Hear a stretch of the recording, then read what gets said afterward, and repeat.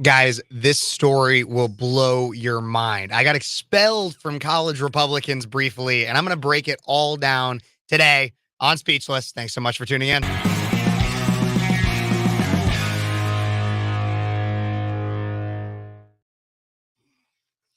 right, let's get live on the radio. Hey, Bloomington Normal, and welcome back to Speechless on Cities 92.9, the news and talk of Bloomington Normal and beyond. I'm your host, Phares, 22-year-old conservative college student out of Central Illinois. And why do I say Cities 92.9, the news and talk of Bloomington Normal and beyond? Why do I say that? Well, because you can watch this show. Yeah, you actually can. While it's on your radio, and I love that you guys might be listening in your car on your way to maybe the grocery store, maybe you're working on a Sunday, whatever you're doing. You could also be tuning in on Facebook, YouTube, Twitch, or Twitter. Sometimes I got this on Rumble. I will make sure this is uploaded to Rumble afterwards. I didn't have time to set up that live stream today, but I am live streaming on Facebook, YouTube, Twitch, and Twitter right now. All you got to do is go look up Speechless with Kev, and it'll be the first thing that pops up. I'm right there. And I also got to say a big thank you to everyone who has subscribed to my YouTube content.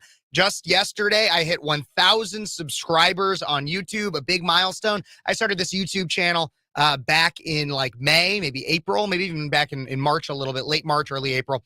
And I knew eventually, I mean, if you consistently post content and you get it out there, eventually you'll hit 1,000 subscribers. But the only way that I was able to do that is because I have some of the most amazing people following me on those platforms, supporting me and watching my content.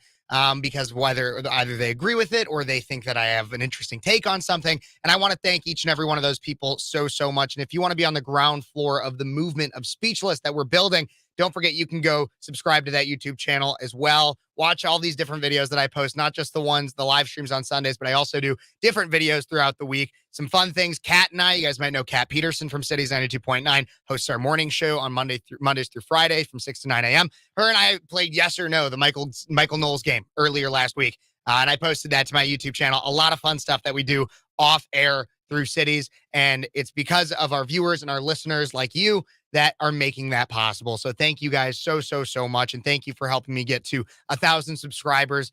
There's nowhere to go but up, everybody. And I'd appreciate if you would help me out in that. I got a lot to talk about today, but I also want to make sure I give a big shout out to Paul Garcia Productions. Paul Garcia out of Central Illinois. He makes some of the most stunning and effective video advertisements for local businesses. And if you want your business to get more business, make sure you check out Paul Garcia Productions today. He's the reason why we've been able to expand so much in our video content that not only my show has, but DPB, Kat Peterson, and others, is because of Paul Garcia Productions helping us out with different equipment, advisement, and stuff like that. So, and if you're watching on YouTube right now, his information is in the description of this video if you want to check out Paul Garcia Productions today. He's amazing. And so if you guys are watching, or you might have seen the Facebook post or anywhere that you're watching, even if you're just listening, a lot of my show today is going to be a personal story that speaks to something much larger. Personal story about how I was expelled from the college Republicans. Briefly, I'm back in it, but it's not necessarily about the result. It's about the journey of how we got there and what it really says about the state of our current Republican Party. And it's an absolutely fascinating story that I'm going to get deep into, but I do want to also talk about one thing briefly that just hits close to home with me, and I think it probably also hits close to home with many of you out there as well. Matthew Perry has passed away. Matthew Perry being known for his time on Friends. And here's a little bit about that story. Just I want to talk about it because it means a lot to me. Yesterday, TMZ reported that actor Matthew Perry was found dead in his home at the age of 54, relatively young, in an apparent drowning. Originally, first responders arrived based on a call regarding a potential cardiac arrest. However, current reports are showing he likely drowned in his hot tub. This could have been related to a cardiac arrest, but that is unclear. What is known is the joy Matthew Perry brought to so many, while also personally struggling with his addiction. Perry is most famous for his role as Chandler Bing on the hit 90s sitcom Friends, which ran for 10 seasons. And he was in all 234 episodes of the show. His character was a fan favorite, as was his performance. His on-screen persona was affable and upbeat. Matthew, however, also suffered mightily behind the scenes, notably from his addiction to drugs and alcohol, painkillers specifically. He was hooked on Vicodin for years, even while on Friends, and had been in and out of rehab. However, last year, Matthew opened up about his painful chapter in his life in his memoir that he put out. where he detailed the struggles he had had, including his clear weight loss and gain from the show and from his addiction. During his press run for his book, Matthew did a number of interviews where he got incredibly emotional about the story. The reason I wanted to bring this up, one, is because Friends is just was an absolute staple of a lot of my childhood. While I was not born and raised in the '90s, I was born in 2000, which I know might age some people, but I always open up my show saying I'm a 22-year-old conservative college student. So by simple math, you could probably figure out I was born in 2000. So the show was ending around the time that I was born. But I did watch it as Netflix grew and everything. I watched it a lot, and it just always had a profound impact on me, understanding what life was kind of like not too long before I was born, and the struggles that a lot of young adults were having when it came to relationships and jobs and everything like that. And Matthew Perry's portrayal of Chandler Bing was a quite interesting take on just some self-deprecating humor but also self-understanding. And it's really sad to see such an interesting person and a person who is also on his redemption arc. Because as I talked about his fictional character, he also had obviously his real life persona that was struggling with addiction, and seeing how in the last year he had started opening up, taking account some responsibility for his actions, and even trying to make amends in some ways. It's fascinating to me and incredibly sad. Maybe it was his time. Maybe that's exactly what God intended, was for him to go through his redemption arc and make those or attempt to make those amends. And then that's why that was the need for his passing now. But what I can say, everybody, is while I don't know any of that for sure, I can say prayers are with him and his family at this current time. And thank him. And I'd like to thank him wherever he is for what he was able to give to that show and to American culture through Friends, because we all know that the entertainment industry has taken quite the deep dive, especially since all of that. So again, prayers for Matthew Perry and all of that. But as many of you guys heard earlier, or maybe you're watching, I'm going to talk about how I got kicked out of the college Republicans at Illinois State University. Yes, real story. If anybody knows me, if you know me for quite a while, you'd know that I got into politics when I was around the age of 16, 15 a little bit. And I did a lot of work for local Republicans up in the suburbs of Chicago. I've continued all that work in my conservative activism while consistently trying to strengthen my understanding of politics, my understanding of politicians, and the way the game works. Not only have I helped many Republicans get elected on the campaign side of things, I have also pushed the conservative message in multiple areas, whether that's going to speak to different chapters of Turning Point USA or the Republican Party, about youth involvement and how important it is to get our next generations on board with conservative messages. Or, as you might know, I have a radio show. You're probably listening to it or watching it on any of those other platforms that I've already mentioned. I've done a lot of work for Republicans, conservatism, and yet I was kicked out. Why? Well, I'm going to get in. It's not an easy story, and there's a lot of players in the game, and I'm going to reference them by their titles because that's what I find to be appropriate. But I do want to give a preface to all of this. Everything I'm going to say in the upcoming story is my view of the events as they went down. My view is, of course, biased. I've never claimed to be a journalist. I've never claimed to be objective. It's my view. I have no intention to hurt the college Republicans chapter, the college Republicans as a whole, because I've worked hard for many years to advance not only the college Republicans, but many Republicans in general. I also do not want this to reflect poorly on CR as a whole or any individual members that were not involved in this in any way. What I am doing when I tell this story is telling this, well, what I am doing is telling my story, my side of this story, because it's absolutely insane what some people think passes for professionalism nowadays. The story that I'm telling are the events that I did not ask for, events that were thrust upon me, events in my opinion, of a poorly led club, and events that were primarily carried out by someone else in what I see as a personal attack on me. That's what I am saying. I'm saying my opinion. I want to be 100% clear on that. My telling of the story is entirely for the purpose of exposing how I see the current state of the Republican Party at even the smallest levels. As I do often on this show, I use my own experiences with national stories, studies, and statistics to attempt to diagnose problems and seek solutions. This instant is no different. So let's get on into it. How did this all start? How do I see this all starting? Well, it really came from personal beef.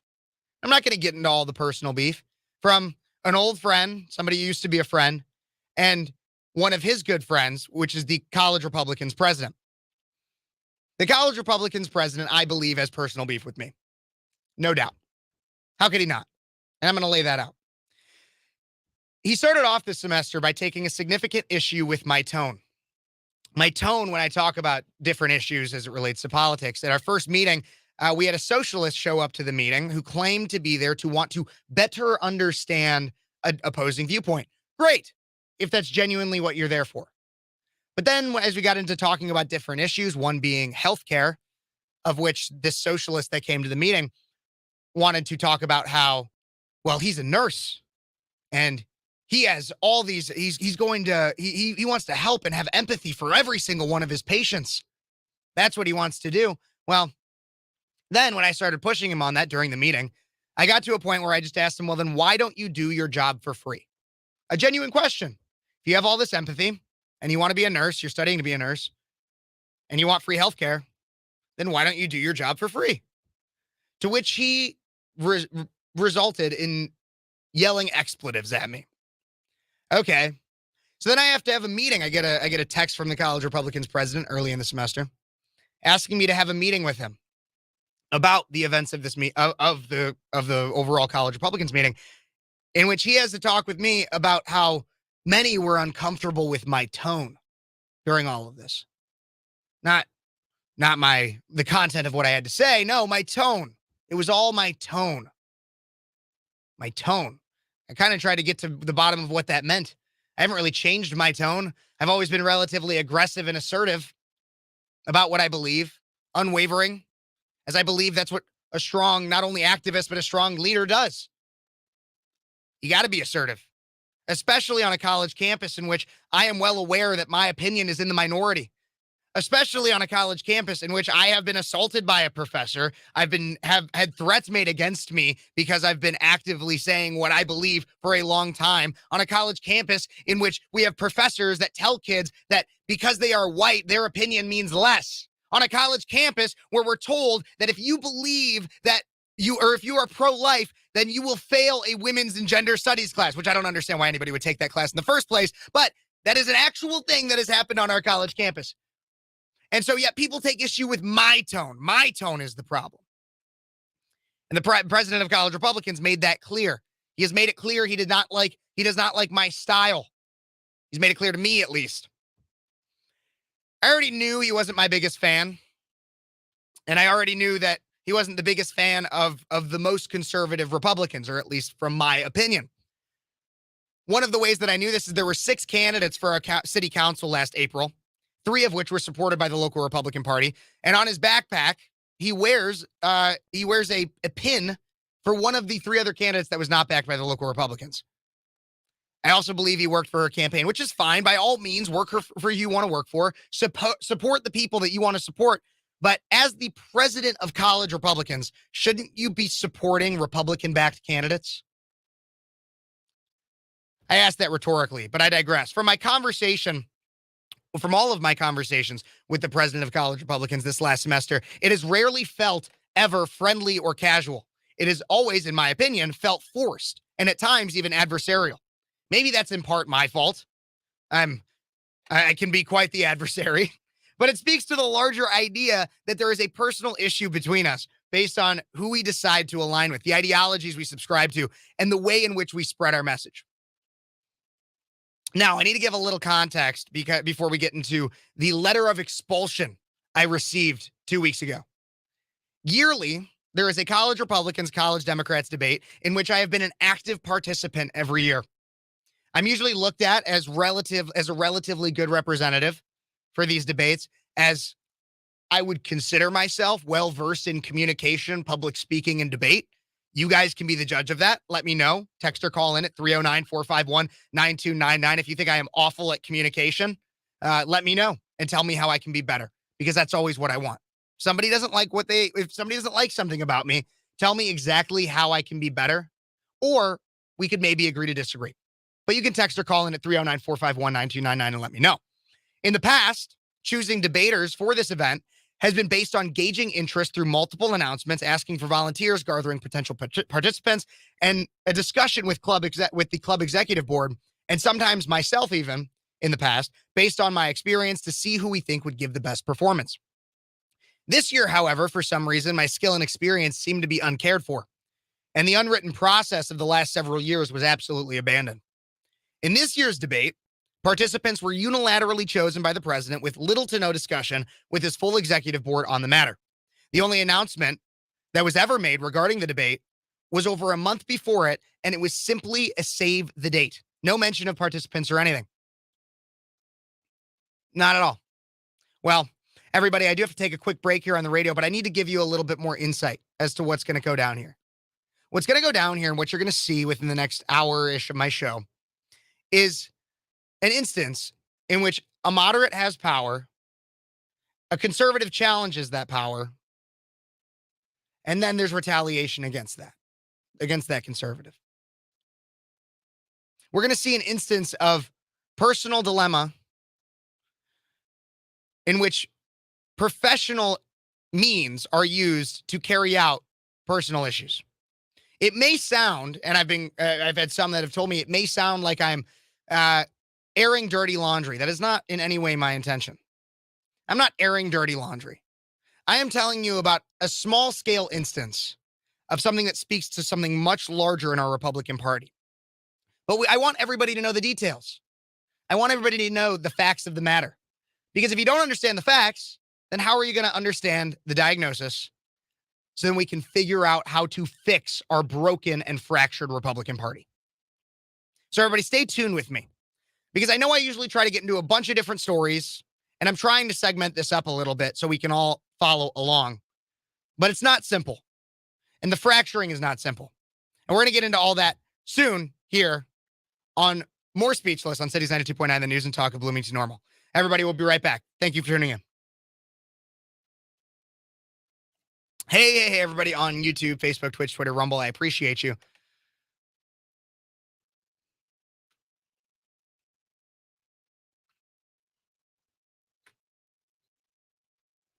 Here we go.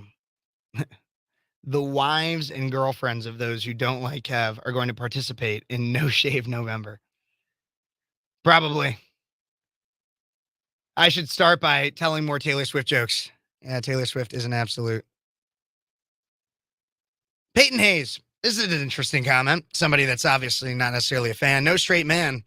Okay, so for some reason my sexuality is called into question. Wonderful. That's a ad hominem right there.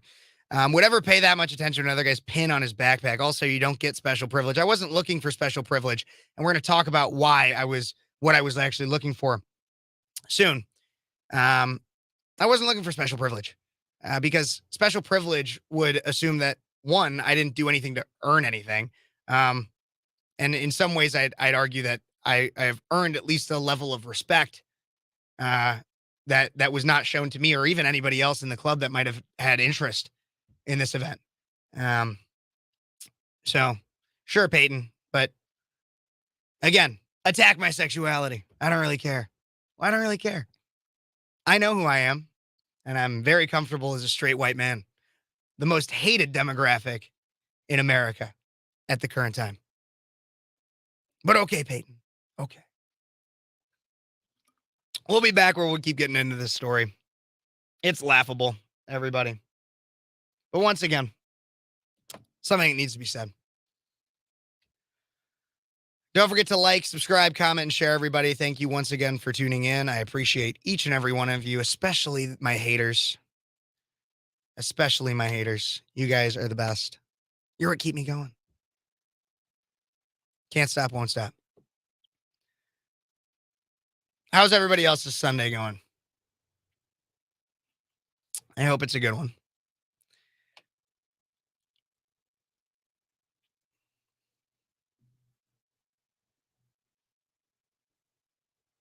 Look, I've got the football games up here. Man, the Commanders are beating the Eagles. I can't believe that.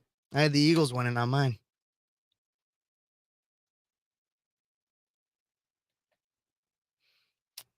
Willie D, how's it going, man?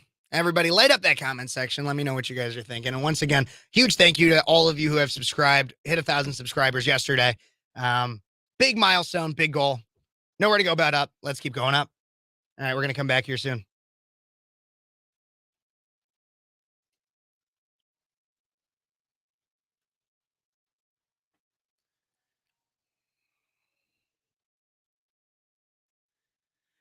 I'm going to thrive, everybody. And we are back here in Cities 92.9, the news and talk of Bloomington Normal. I'm your host, Kev Phares, 22-year-old conservative college student out of Central Illinois, obviously host of Speechless on Cities 92.9, but also the host of Speechless on YouTube, Facebook, Twitch, and Twitter right now, and Rumble as well. All you got to do if you want to watch me live in studio right now is go check out on YouTube, especially Speechless with Kev, and you can not only find me in studio here, but you can also find some other videos I make throughout the week that are never even seen on air.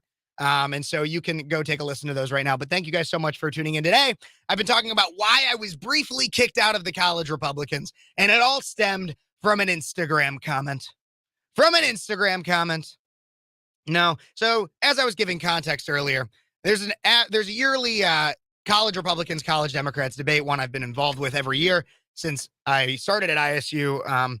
And I don't expect to necessarily be an automatic pick in this debate. But the way that it's always been done in the past is we figure out who will be a good representative, and then we have everybody who volunteers. We talk about it as a club, and then we bring them and we say, hey, let's maybe do a debate workshop. We'll figure it out, everything like that. This year, however, there was one announcement made about the debate at one meeting of the college Republicans over a month before the actual debate, and it was a save the date. Never asked for volunteers or anything. And then the debate contenders were unilaterally chosen by the president with little to no talk with the other executive board members, with little to no talk with the rest of the club about it.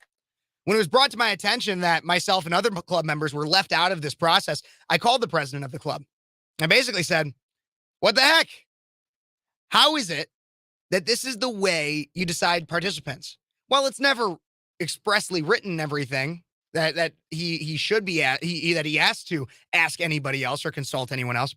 He still decided to do it unilaterally, which just seems like there would be an unfair advantage, or at least no check and balance within that. It seemed wrong to me. And he basically told me that this is the way it is and it can't be changed. Deal with it. For which I said, if that's the way you're going to be, so be it. I see how it is. And I hung up.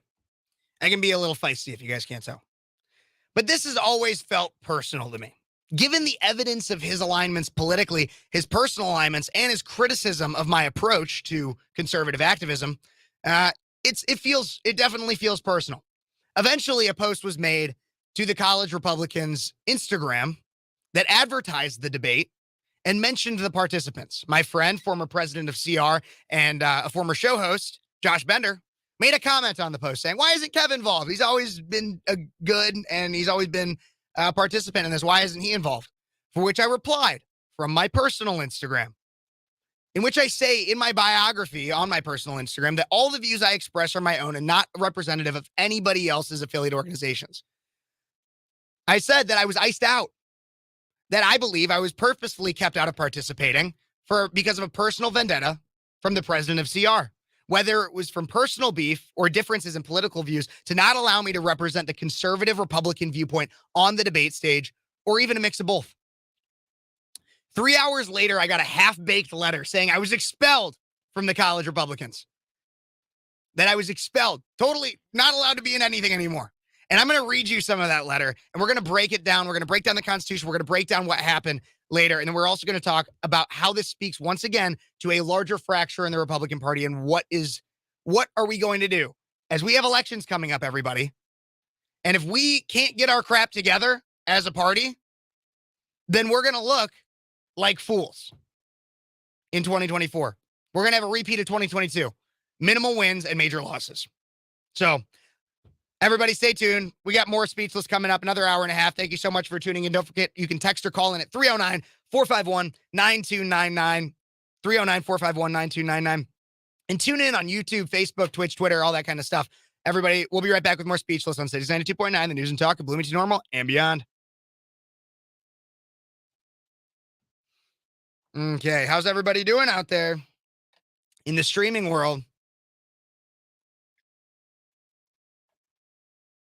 Absolutely, Matt. I don't know if that's supposed to be sarcastic, but it's true. Cold and wet in Oklahoma. Oklahoma chicken cam. What a guy.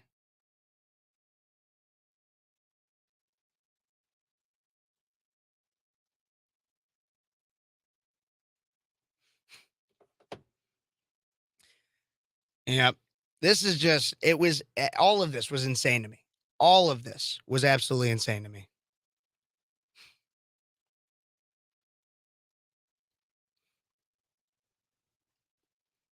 What else is going out there, everybody, in the YouTube world? While we're on my break here.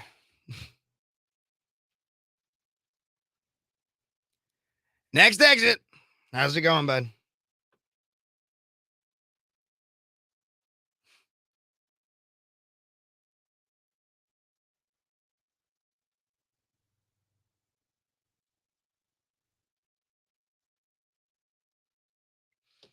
Don't forget, guys, if you want to join in on any of the conversation, I know I'm going through kind of more of a personal story right now, but any of the conversation that we get to in today's show, you guys can text or call in at 309 451 9299. I'd appreciate it. I know I am going to have at least one caller sometime probably in the next segment.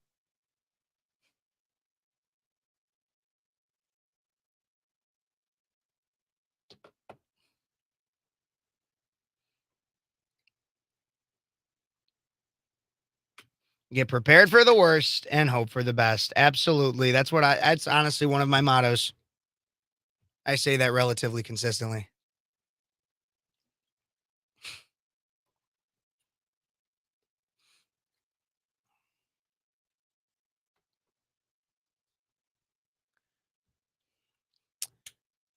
Yep.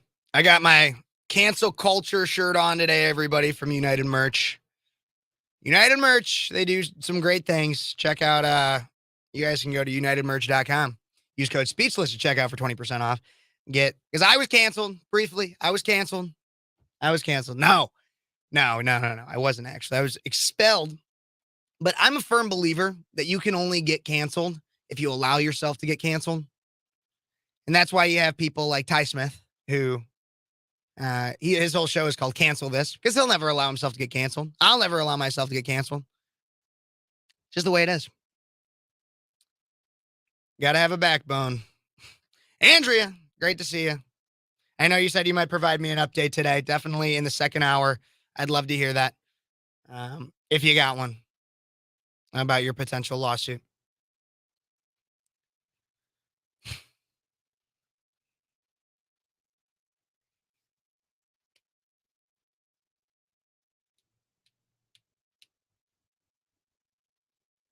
A Waco documentary. Yeah. There's a government debacle, if you want to talk about one. Waco. Once again, guys, thank you all for tuning in. If it's just this time, if this is your first time, don't forget to like, subscribe, share, and comment, all that kind of fun stuff. But if you've been with me here for a month, 2 months, 3 months, 6 months, thank you. Because like I said, I didn't know, or I just hit 1,000 subscribers. Sorry. I was paying attention to like 10 things at once right here. I just hit 1,000 subscribers, and I love that. And I thank each and every one of you for that. But there was a long time where I had people telling me, oh, maybe you should start a YouTube channel or something like that. And I was like, I don't know. But it's been so much fun. I feel like I've made some friends that I've never even met in person, like people like Andrea, Oklahoma Chicken Cam, Willie D. And I appreciate each and every one of you. I see we have some of my former CR members in the chat. I'm sure we have CR people watching right now. CR meaning college Republicans. Because I was kicked out. I was unjustly kicked out. A weaponized executive board was used against me to kick me out of the college Republicans. Do not worry, your favorite radio host will be back. The best is yet to come. The best is yet to come. You like the shorts? All right. I plan on pushing some more of those out by tonight and tomorrow. So I'll make sure I keep getting those out as well. Okay, we're coming back here.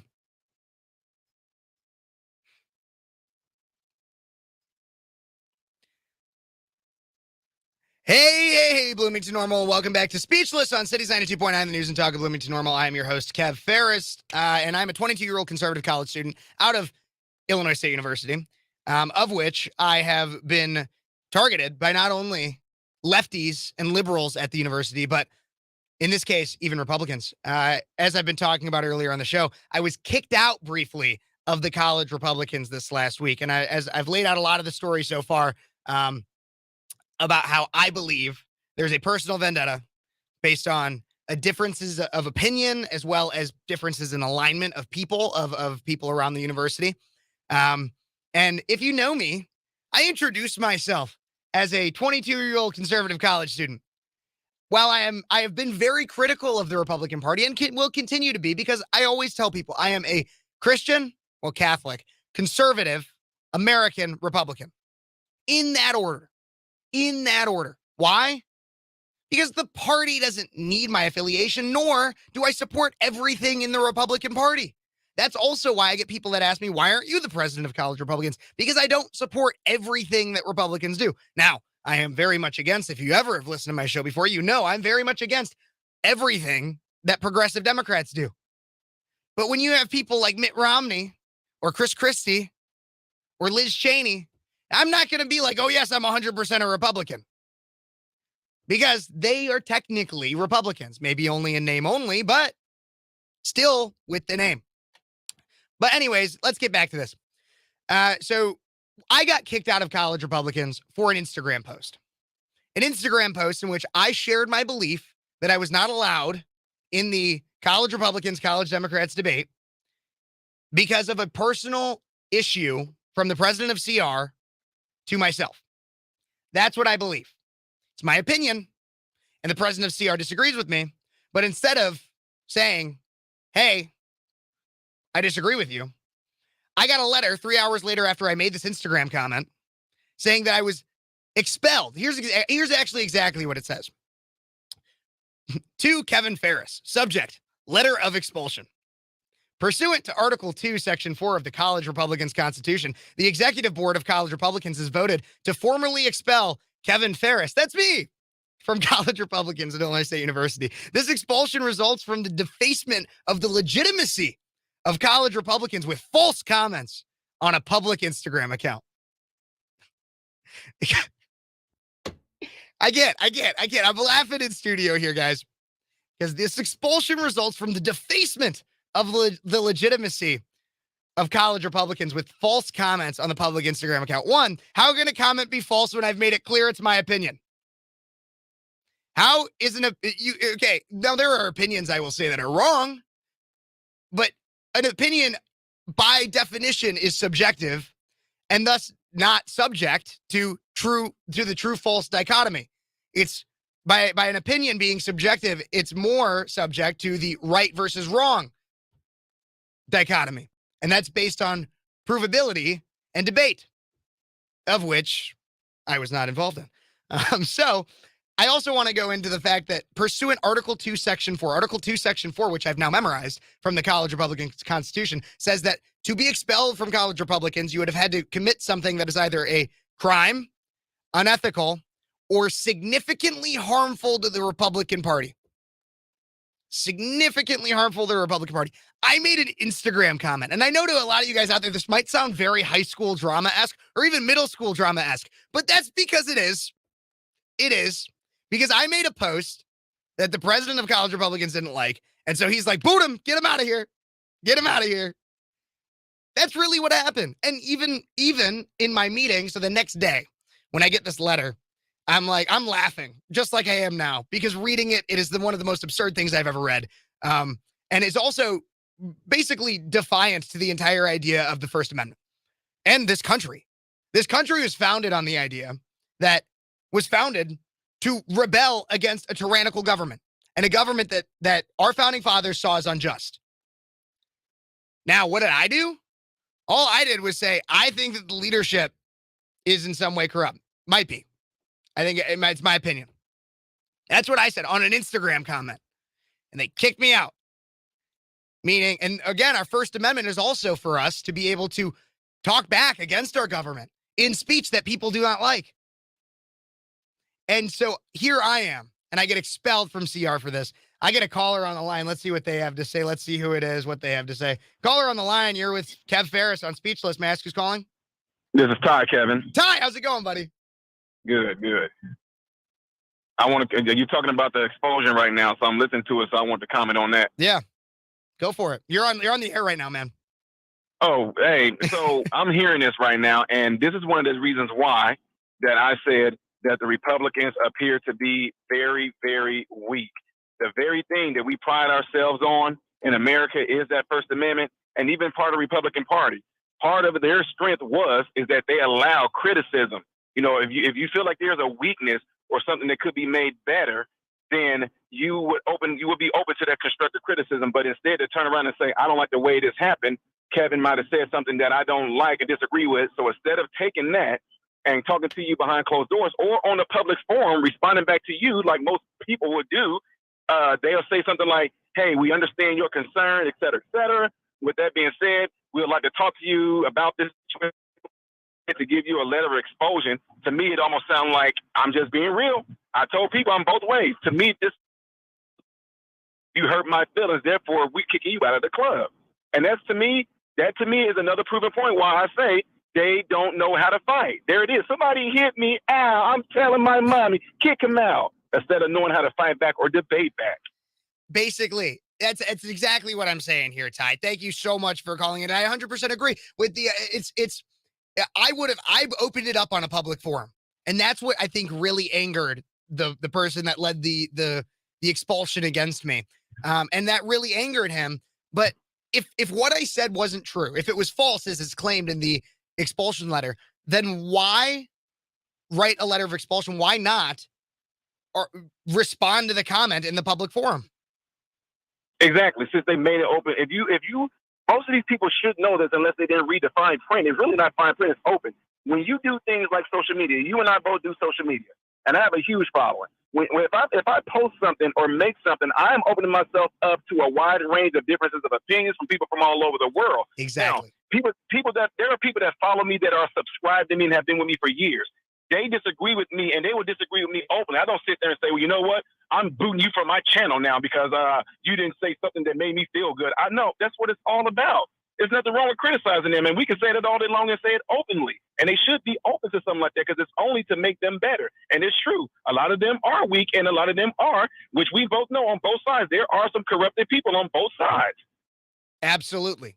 Absolutely, Ty. Thank you so much for calling in. I know you always have busy Sundays, and I know you were even busy yesterday, but thank you so much for calling in, friend. Absolutely. Keep it up, man. Thanks, bud. But yes, so Ty is hitting it right on the head. What was I doing? Why did I bring it into a public forum? One, my name was invoked because another comment was asking from my friend Josh Bender, was asking why I wasn't involved. And so my name was invoked already on the public forum. And so then I brought it to a public forum, and I was more than willing. I have over 270 videos on my YouTube channel, everybody. And because of that, I know that I am going to get hateful comments. Some that might just be dissenters. And so I always am open to having that conversation. If it's just pure hate and you're just like, you're an idiot or whatever, I'm just like, okay, screw off. I don't need to hear from you. But if there's somebody that actually wants to have a debate and a conversation about something and an issue that you might have with me, let's talk about it. And I just have a caller right here. I don't know if it's somebody who's positive or negative, but let's see who it is. Caller, you're on the line. How's it going? Hey, buddy, this is Josh. Josh, great to hear from you, bud. How's it going? Yeah, good, man. I heard you. I heard you summon me, and I was like, I gotta call in. So I did. I mentioned you. Okay, so you've been following this story. Obviously, we've had some personal conversations about it. Mm-hmm. I think you probably heard Ty's commentary on my expulsion from the college Republicans. Yeah. What are your thoughts? I've laid out why I believe this is personal. I have been told by the president of college Republicans that it is in no way personal, and it's just been consistent issues with miscommunication and some failures on his part. What do you think? Oh, it's 100% personal. 100%. I mean, look, obviously I was the former president of CR, and I was very proud of that. I'm very proud that I helped kind of rebuild that club back up. You know, it had died down a bit during COVID, and, you know, I was excited going forward, but I had to leave due to student teaching and all that. Mm-hmm. president I put in after, and I'm not going to name names. President I put in after was a little more weak, a little more, unwilling to step in and do the things that they need to do, and kind of let the club fall back to shambles. Let it be taken over by these moderates, these wishy-washy Republicans, I think, as you've said numerous times, but these wishy-washies. Mm-hmm. And what happened was, we had a falling out with a couple of them, and it's you and me specifically had a big falling out, and you are a threat to them because you aren't going to just fall in line. I think you said, they're controlled opposition and you're uncontrollable. And I think that's the best way to put it. And that's why they are afraid. And that's why they tried to kick you out. Yep. I'm crazy. I'm a crazy man. Right. That's what I am. I'm an extremist to the lefties. Exactly. And they couldn't do anything to me because I don't go there anymore. I don't go to the school. They couldn't kick me out of the club. They couldn't do anything like that. So they had to go after you because you were kind of the next best person. Yep. Absolutely. And so one thing I want to talk about, and I'm going to get into kind of how this is resolved, but I only have so much time. And one thing I've really wanted to talk about, because I think this is important, because I don't want this to be as like I said earlier, some might characterize this as quote unquote airing dirty laundry. I don't believe that is what it is. I believe that this story speaks to a much larger fracture in the Republican Party. Josh, obviously you and many of my followers and myself have been following the issues with the speakership of the last few weeks. Now we have a speaker, but a lot of the issue there was that we had some members that were ultra conservative. And while I disagreed with some of their tactics, I agreed with a lot of their sentiment against Kevin McCarthy. But then when we tried to get Jim Jordan in, there was over 20 moderates that would not vote for Jim Jordan. And so it prolonged the speaker debacle that just made us look bad to a lot of average, non-super politically following voters. And that's how I kind of see the situation is we have this split of moderates versus conservatives. Could you see that alignment between the situations? Yeah, absolutely. I mean, it was these moderates, these, I don't want to hurt any feelings. I don't want to stand by what I believe in sort of people versus you, a conservative. I mean, that's what it came down to. And, and I think there's a coalition of three of them that, especially are just so wishy-washy and so, don't want to stand for anything. They're afraid of hurting their feelings. They'll happily jump to the wolves den, just to please the wolves when they don't realize the wolves are just plotting to kill them, and get back at them any chance. That's 100% what this is. Absolutely. All right. Well, we do have to take a break here soon, Josh. I would like you to stay into the next. And I have a different segment planned for the next segment. But maybe into the second hour, maybe I have you call back. We talk a little bit more. Yeah, sure. Awesome. Thank you so much, Josh. Anybody else, if you're interested in calling in or texting or just being involved in the show, you can text or call in at 309-451-9299 is that number. Because this is a conversation we have to have. What are we going to do with the Republican Party? What are we going to do? Because the divide is clear. And it's not just me seeing it. And if we don't talk about it and every other person sees it and we never actually do anything, then we are going to lose. And I don't like losing. I really don't like losing. I'm one of the most competitive people I know. And so if we lose 2024, the only people to blame are Republicans. I've said that multiple times on the show. The only people. We have a way of finding a way to snatch defeat out of the jaws of victory. Yeah, we actually do. And so we're going to keep talking about that. I'm going to finish up this story on what actually happened with my expulsion. Quick update. It's already been rescinded. It was rescinded the next day, but we're going to talk about everything with that and how we got to that point. But we'll be right back with more Speechless on Cities 92.9, the news and talk of Bloomington Normal and beyond.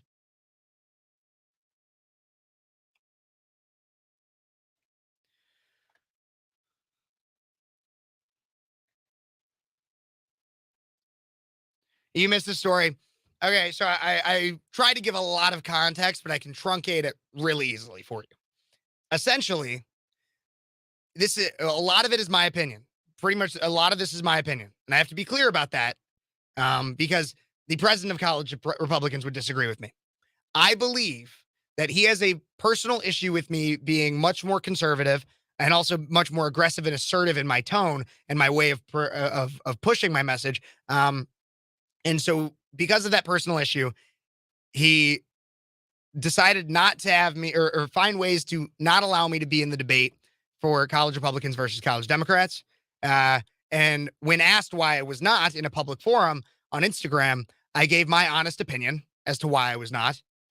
And for which I get an email 3 hours later saying I got kicked out because I did something that was harmful and damaging to the Republican Party by disagreeing and calling out what I saw as poor leadership. And so I got kicked out briefly. Then the next day, I had a meeting with the advisor and the president and talked a little bit more about that, and for which I was no longer expelled. Fancy that.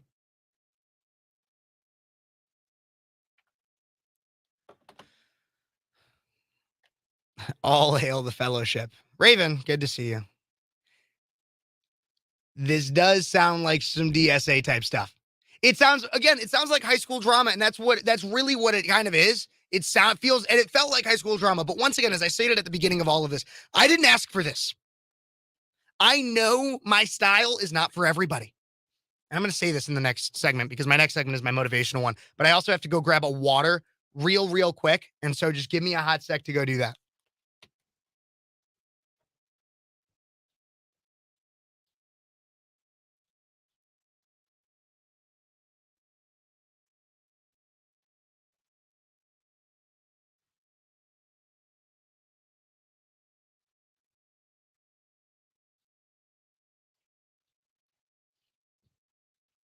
I'm back. Don't worry, everybody. I am back.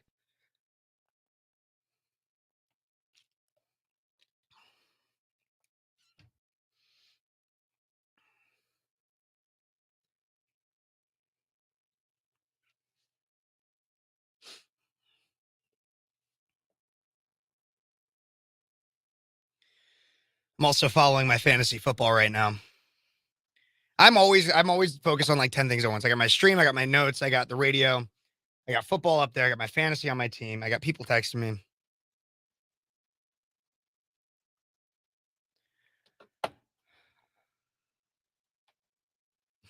It's time to form a coup.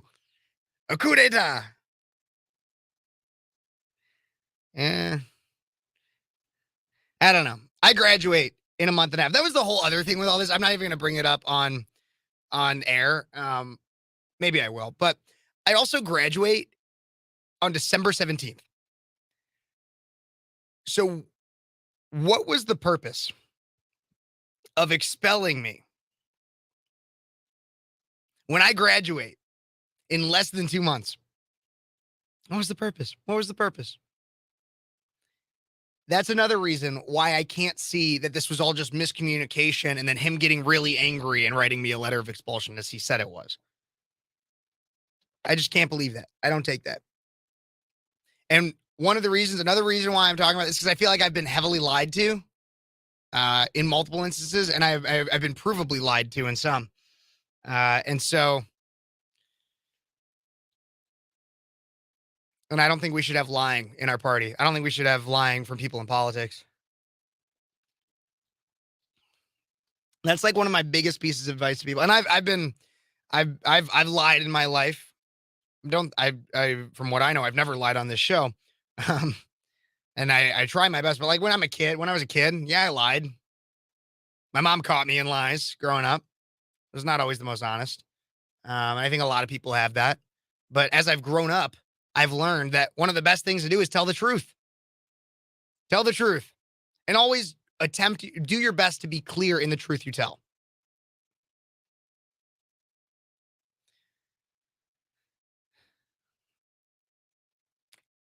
That's my best advice to just about anybody, is tell the truth.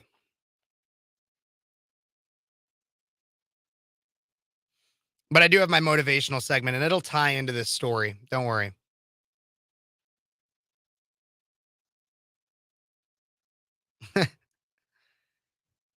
Something like this. My phone is charging over here. Well, it was actually, I unplugged it. My phone is charging out of the hole in the back. Gosh. I got to come back here. But yeah, the hole is back. I have my phone charging. Sorry, I need the plug sometimes. Gosh, Raven.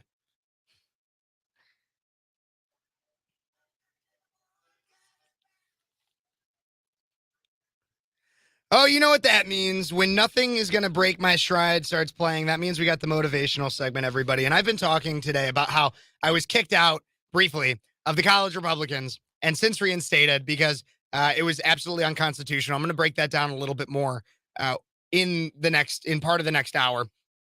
And once again, we're going to talk about answering the questions of what are we going to do with this party, the Republican Party, and the fracture we have in it. Because my small instance is simply probably is simply a reflection of the larger issues facing the Republican Party today. But I also want to talk to something about, because one thing I get asked a lot, and this perfectly deals with it, is how do I deal with people that like vehemently disagree and hate me for it? And now I don't know if I'm genuinely hated. I might be by the people that kicked me out. But I have many instances in which I have been targeted, threatened, had crimes committed against me, or even just had what I consider being incredibly unprofessional and just bad behavior because I disagree with people. I disagree with their politics, their messaging, or whatever. And so how do I deal with that? Because I'm sure a lot of you guys, Thanksgiving is coming up as we're getting almost past Halloween. Thanksgiving is coming up, and you're going to get family members that come by you, and they're going to disagree with you, and you might even have a fight at the dinner table. It's a stereotypical Thanksgiving in the 21st century. But how do you deal with it? Laugh it off. Laugh it off. When I got this letter of expulsion, which again, from people that I thought were on my own side, but I get kicked out by them for disagreeing with them. What did I do? I laughed and I was like, I know everything's going to be okay. I know everything is going to be okay. It always is. Even if they somehow tried to keep this in place, okay, cool. I don't need college Republicans. It's not a conduit that gives me all of my purpose and everything like that. No, I have my own inner purpose.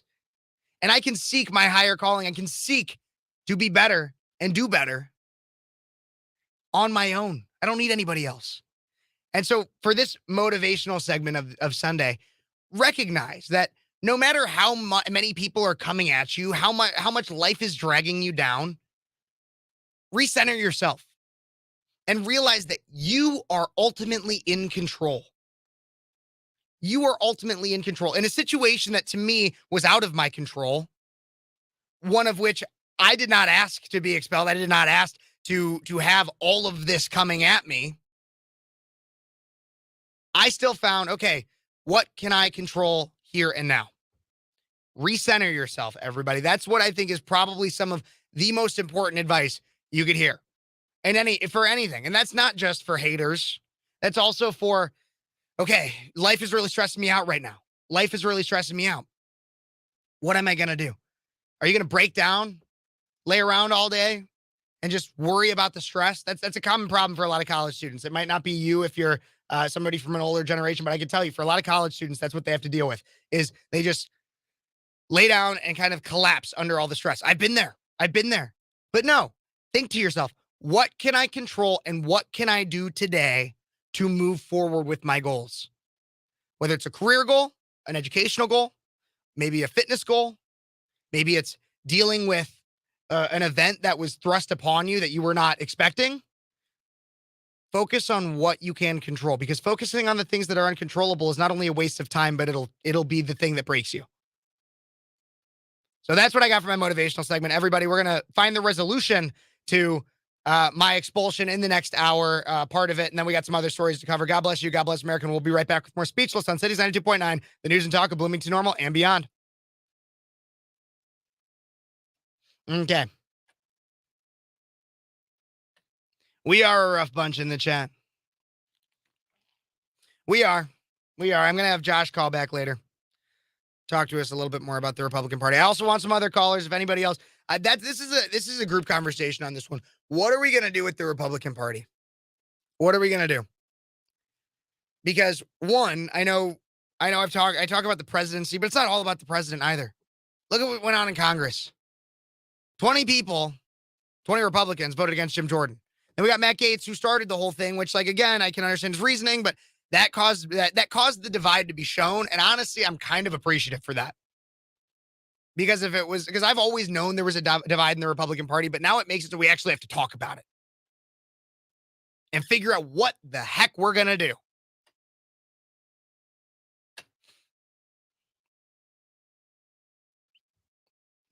So don't forget, not right now because because I'm on a longer break, but text or call in at 309-451. Mainly this is for calling because you guys can send stuff in the chat.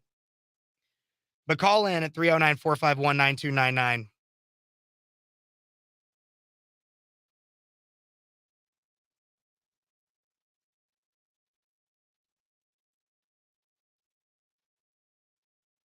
Sorry, I got a text from a friend that's listening.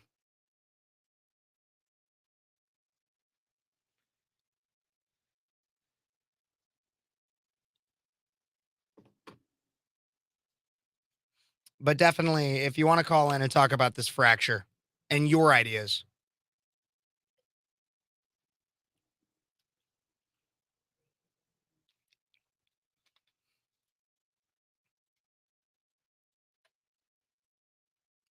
as to how we can solve the issue. Because once again, I seek solutions. I seek to find the problem, narrow it down, and then I just saw a comment I'm going to react to in a second, but narrow down the problem and then get at it and find the solution and try to solve it. I got Ryan Mack, host of the Ryan Mack Show. Nice guy. Actually saw him last night at a Halloween party. He says, start your own college party, even though you're leaving anyway. Ryan, I'm always up for a party. It doesn't have to be the Republican one. It can just be a good old house party. I'm perfectly fine with that. But ding.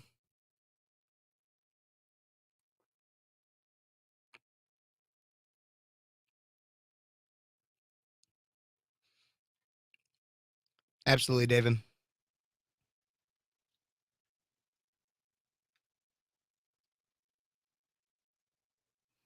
Truth is always the solution. Absolutely. Next exit. Absolutely. Truth will set you free.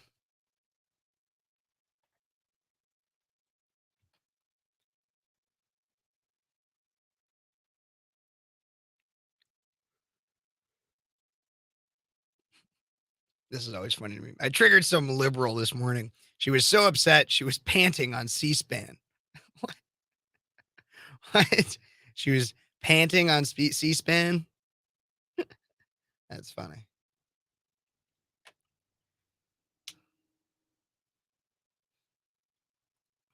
I love me some good cornbread.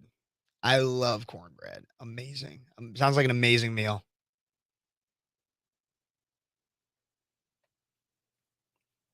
Yep, Ryan. That's what I kind of said earlier with Ty. I was like, why would I get expelled for this comment if it wasn't true?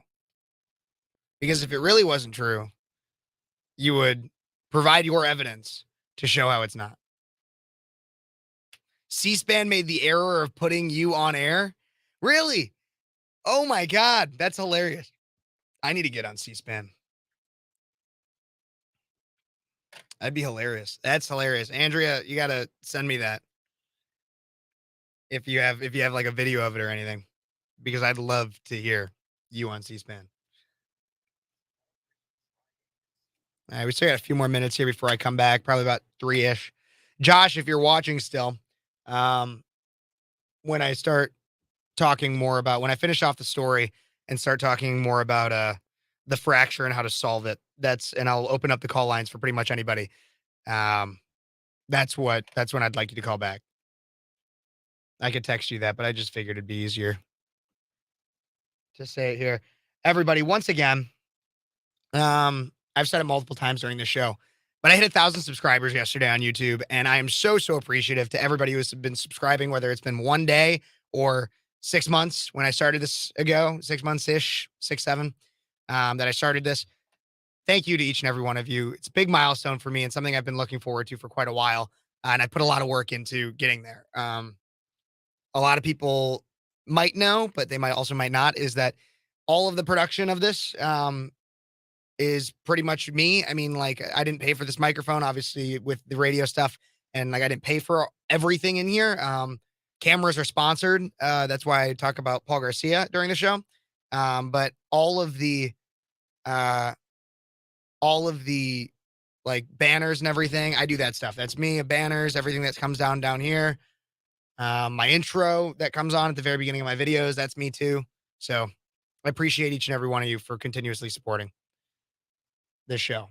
And if you are not subscribed to the YouTube channel, please do. and like this video. Don't forget to like it, smash that like button, ring your notification bell, put it to all, share this video with your friends.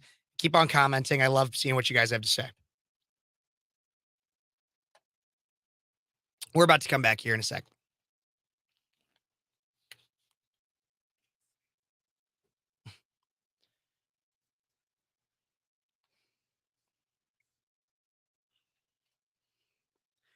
Hey, Bloomington Normal. This is Speechless, and I'm your host, Kev Phares, 22-year-old conservative college student out of Central Illinois, host of, obviously, Speechless on the radio, but I also do off-air content for anybody out there that might be interested. You can go to YouTube, Speechless with Kev, and you can just look that up. You'll see my bright and smiling face. The face they say is good for radio, but I'm still here.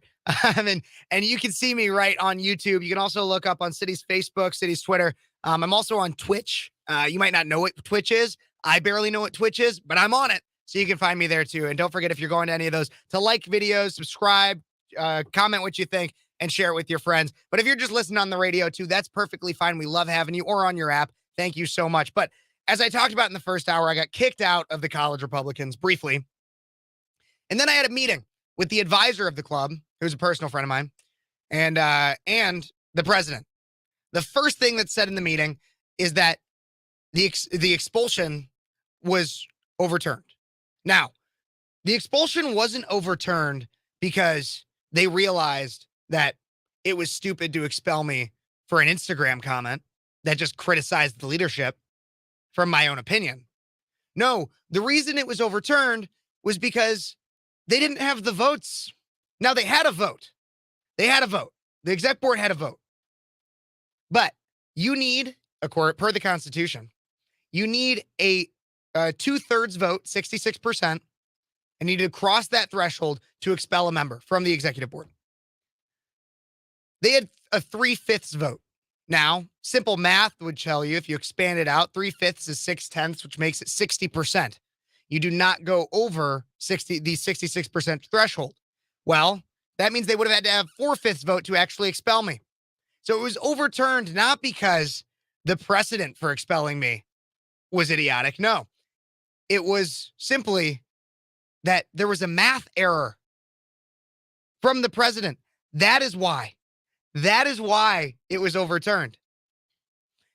Since that, I also laid out in that meeting the absolute lunacy for expelling me for an Instagram comment, and also why I believe that there is a personal vendetta against me, just like I laid out here. And you guys can let me know in the comments. It's my belief the president of College Republicans still maintains that there is no personal vendetta, and that it was all miscommunication. However, evidence consistently to show that I have either been left out or expelled because I just made him really angry shows that there's at least some level of a personal grudge there. I don't know. Maybe I'm wrong. I'm always open to that possibility. And I won't expel you or block you for voicing that I might be wrong. That's perfectly fine with me. Tell me how I'm wrong. Text or call in at 309-451-9299 to tell me how wrong I am. In fact, I even invited the executive board, any member of the executive board or the president, to come on today. Originally, I had a member of the executive board who voted, without reading the Constitution, mind you, to expel me. And he said he was planning on coming on. However, after discussing more with the executive board, he pulled out. Why? Once again, I believe that the silence has been deafening. It is shown that who is really in the right here? The person that seeks to block, expel, and doesn't even want me to be talking about this right now? Yeah, I got a phone call last week. I pushed this story off a week so I could talk to the executive board about their decision making, the unprofessionalism, and how insane and high school it is to kick somebody out for being critical. I had pushed it off so that I could talk to the exec board. But they still don't want me talking about it. They claim, I've been told, that they believe that this could hurt the ISU College Republicans. And it might. But it is not about, once again, there's a few things for this. First, it's not about hurting them in any way. I don't want this to reflect poorly on all college Republicans. especially at ISU. I know a number of them that are great activists, great people. This is about the unprofessional leadership and the rift in the Republican Party that we are seeing nationwide.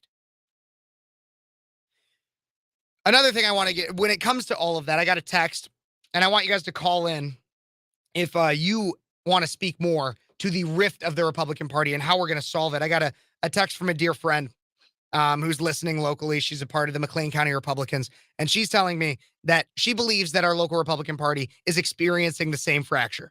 The primary damage done when Richard Irvin, who was a moderate, arguably Democrat plant that ran for governor as a Republican, the damage he did when he ran splintered the Republicans in McLean, and that has not yet been repaired. We have to figure a way to work together, even though we have strong differing opinions. Now, what are we going to do? How can we do that? That's my question I'm posing. I have a few ideas. How do we work to solve the issues and the splinter in the Republican Party that we see in the Illinois Republican Party that started when Richard Irvin ran against Darren Bailey? Richard Irvin being highly moderate, arguably Democrat, that was heavily funded by Ken Griffin. Oh, I'm getting a call. Maybe we have a solution. What is our solution? Caller, you're back on. Who is calling right now? Hey, Kev, it's Andrea. Andrea, how's it going? It's going good. Here's the thing. Even right down to what your school did to you. Mm-hmm. What you just experienced is what has gone on nationwide with the type of people who got into leadership roles they want you to be quiet. They want you to just shut up and do as you're told. That's why he expelled you. I 100% believe it's personal. He could tell you, no, it's not. But the fact that he turned around and had a vote to kick you out because you criticized him says everything that you need to know about him, his leadership, his headspace, and where he's at.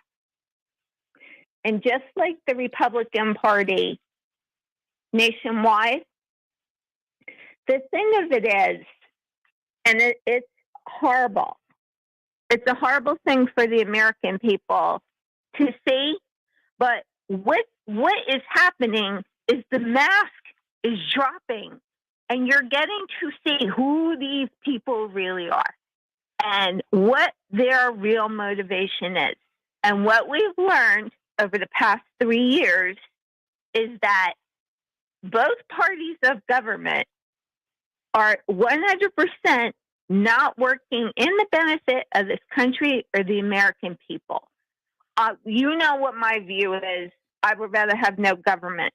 But I do know you're an anarchist, Andrea. The fractures that are happening, what the American people have to understand is this is truly a blessing. It's hard to see and it's hard to go through, and it's a harsh reality to face. But this is actually a blessing and it's a gift, because once that truth is right up in your face, you can no longer deny it, and you can no longer make excuses for it. Absolutely. So now how do we solve this issue? How do we solve it? And I know you're more of an anarchist, but let's look realistically within the next year. We're not even in Andrea's utopia, we're not overthrowing the government in doing all that. Oh man. But, so realistically, how do we solve this fracture? How do we seek winning strategies to take control and make this the people's government once again? This is how you do it. You have to first and foremost recognize people for what they do, not what they tell you. That's number one.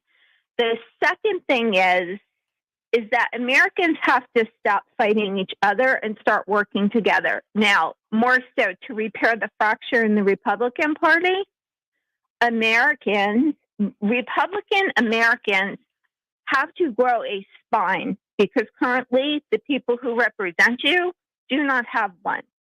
And the answer to the buffoonery has to be no. So you have to vet these candidates and you have to know what they stand for before you even remotely cast their vote, which means you're going to have to go to events, you're going to have to go to town halls, wherever these candidates are, you have to show up and you have to be merciless and not let them off the hook for a second. The country is in the balance. It's up to the American people. If the American people want to be represented, then you have to make these people represent you. And you do not falter and you do not back down. Just like you, Kev, this guy can say whatever he wants to. But the bottom line is, just like every politician in D.C., he laid his cards out on the table and showed you exactly who he is. And he showed the rest of the coalition in your college exactly who he is. Well, I'm still waiting for that, too, because the majority of a significant number of the members, from my understanding, do not really know exactly what happened. That's one of the reasons why I wanted to publicize it much more, along with the fact that he's at some point supposed to give me a public apology to the club, for which that is yet to happen. I also urged him to step down because I know that with the makeup of our executive board, an impeachment is likely not possible. But I urged him to step down, and I laid out if he wants to talk about harming the Republican Party, well, wouldn't your unprofessional behavior and screwing up the Constitution, going over it to do this, wouldn't that be harmful to the Republican Party? Isn't exactly what I got, quote unquote, expelled for the same thing you did in a way? Well, it's rampant. It's just like in D.C. It's just rampant hypocrisy. Absolutely. It's rampant hypocrisy. But until people really stand up and say no, and they stand up and say stop, and they stand up and say we're not doing this anymore, nothing's going to change. So my advice to you, my friend, is you hold your head high, you hold your ground, and you do not back down to this guy for a second. That's been my plan, and I appreciate you saying that. You go to the mat, Kev. If you only have a month left, you go right to the mat with this guy. Don't back down a second. Thank you very much, Andrea. I appreciate the words of courage, words of advice. And I can tell you, I'm not one to back down. I never have been, never will be. I'm curious, did you get any update on that lawsuit you were telling me about last week? Not yet. Not yet. Okay, well, we'll follow up with you in the future, okay? Okay, will do. Perfect. Thank you so much, Andrea. Anybody else, if you are interested in calling in, once again, major prompt that we're seeking to find an answer to today is we have a rift in the Republican Party, top down, from the lowest levels to local parties, all the way up to our national, our federal agent or federal activities in the party. How are we going to solve this? Because everybody sees it. Like, everybody sees it, and like almost no one's totally talking about it. People are just coming to accept that, oh, well, there's moderates and, well, there's harsh conservatives, and they're not going to be able to get along. We're never actually going to be able to get anything done, but like, that's just the way it is. I'm not going to accept that. I'm not going to accept that. You want to know what the Democrats do? Genuinely, you want to know what the Democrats do? The Democrats have their rifts. They do. There's a very, very progressive wing, and then you have some more moderates. But at the end of the day, they somehow, I don't know exactly how they do it, but they get everybody pretty much in line with, here is the platform, you follow the platform. There used to be pro-life Democrats. Not anymore. How is that? Why is that? Because they got everybody, here is the platform, you follow the platform. That unity for them has led to maybe some of the worst policy decisions, in my opinion, but they get them done. They get them through A lot of them, not all of them, but a lot of them. How are we going to do that as Republicans, everybody? Don't forget, you can text or call in at 309-451-9299. I want to hear it. I want to know your thoughts. 309-451-9299. We got to take a break here, but I'll take your calls throughout the break, and so we can bring you on in the next segment, in the next few segments that I have. How are we going to solve this rift in the Republican Party? That's the question we're seeking to answer here today. God bless you. God bless America. And until the next segment, you've been listening to Speechless, and I'm Kev Phares.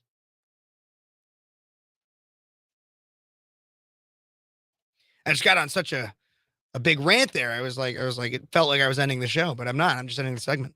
But I'm still here. You guys are still here. Thank you guys, each and every one of you.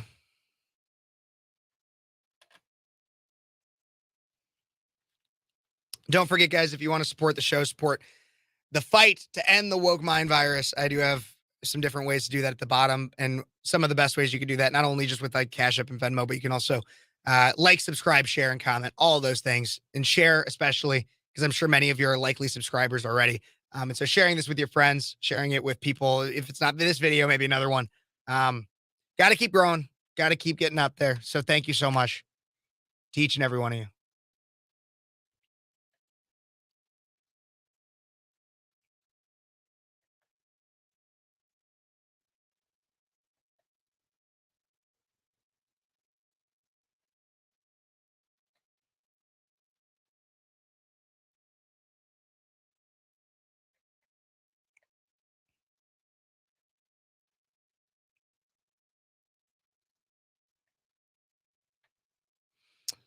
Okay. We'll be back soon here, everybody. Thank you so much. Let's see what else we got going on here. See, again, like, I know that people on the left have infighting, but Republicans somehow make it so that theirs is the most public thing in the world, in Congress, at the federal level especially. And because they've done that, I'm like, screw it. We need all of our infighting to be public now so we can actually figure out how to solve it. Because we have made it, especially since 2020. The infighting since 2020 has been absurd. And for a while, it was like, okay, most of it is just like Adam Kinzinger, Liz Cheney, Mitt Romney, and they're just the problems. But everybody else is kind of on the same page. But I think the other thing, too, is it also, there seems to be a little less infighting when the president is in the party of which the president holds the office. Meaning, so right now, so I didn't feel like there was as much infighting during Donald Trump's presidency. There was still some, but during Donald Trump's presidency, I didn't feel like there was as much infighting with Republicans. And now that Joe Biden is president and we're seeking control of power as Republicans, there's a lot more different ideas on the strategy to get there. And that's what I'm trying to hash out.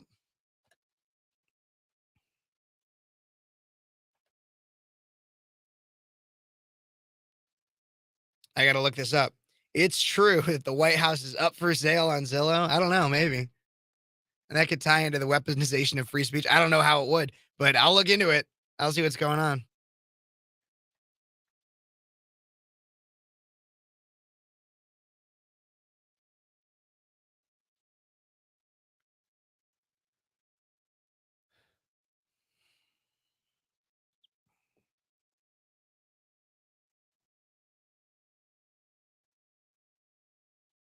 Okay.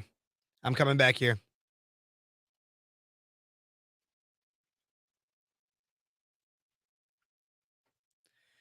And we are back with Speechless on Cities 92.9, the news and talk of Bloomington Normal and beyond. I'm your host, Kev Phares, 22-year-old conservative college student from Illinois State University.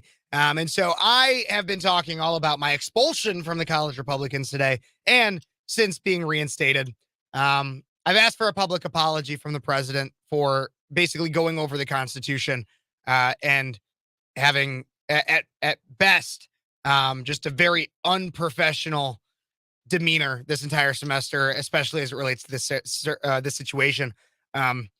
But I've also been speaking to how this relates to a major fracture in the Republican Party. I've asked for people to call in 309-451-9299 and discuss with me the idea of the fracture in the Republican Party that we are currently seeing. We've seen it at the national level when it comes to people of different ideologies within their own party disagreeing on who the Speaker of the House should be. We've seen that even in the party regarding feelings on Trump, DeSantis, and many others. Where is this party going? And how are we going to get people behind something again, behind one idea? I'm hoping Mike Johnson can do that as the Speaker of the House. He has his 7 core conservative principles that he brings up. I'm going to bring those up for the next segment. We're going to talk about those 7 core principles because I think those are important. But that could be a unifying method. But one thing I also want to talk about is look at how the other side does it. And I talked about this on my YouTube channel during the break, which you can go check out, Speeches with Kev Phares, and like, subscribe, share, comment, all that fun stuff. But how are we going to do what the Democrats do? Seriously, that's my actual question. What do the Democrats do? Well, they have a wing of far left progressives. And I'll take Congress because that's what we kind of all know about. We have like the squad. You got AOC, Rashida Tlaib, Ilhan Omar, people like that. The dude who pulled the fire alarm. That guy. And then you have much more, and I hate to say moderate because they're not like by any means Republicans, but you have people that are more establishment, definitely, not quite as progressive. And that's more of like your Nancy Pelosi's and people that are aligned with Nancy. So how do they do it to where they can get all of them on the same page?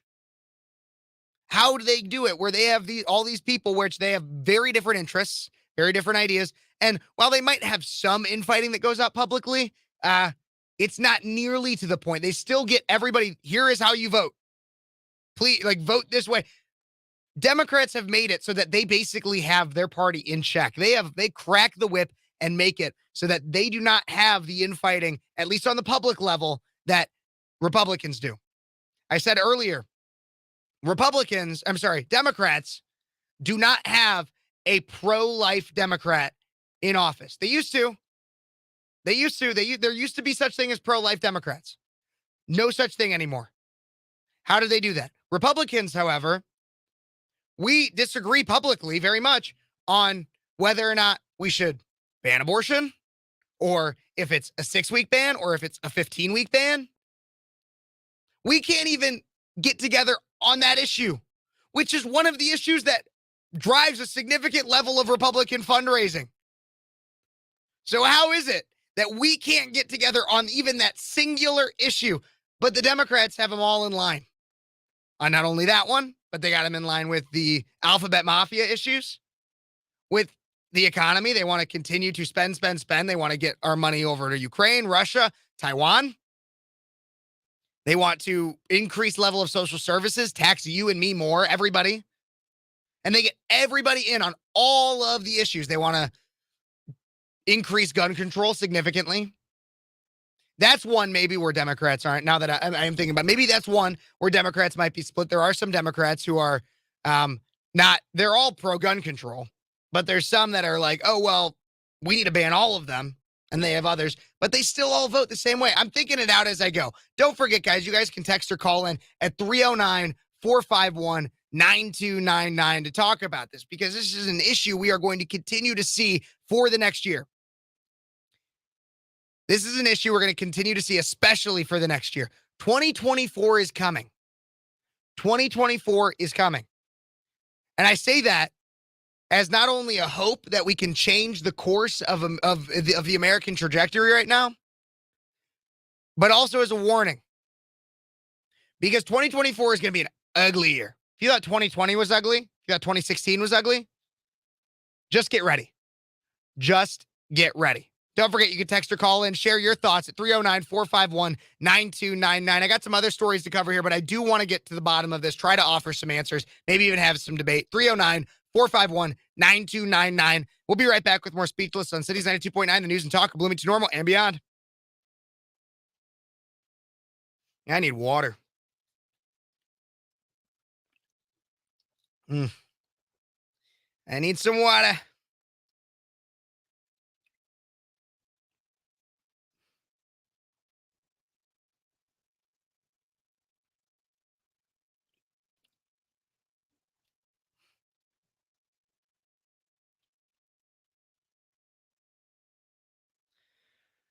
Oh my gosh. All right. I think Pelosi threatened to pull people off their committee if they don't comply. Yeah, it could be. Wouldn't surprise me.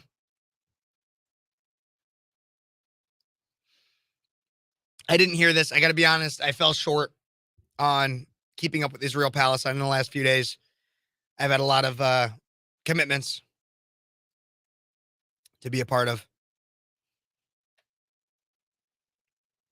So it hasn't been my number one following, but I'll look it up. I'll look into it.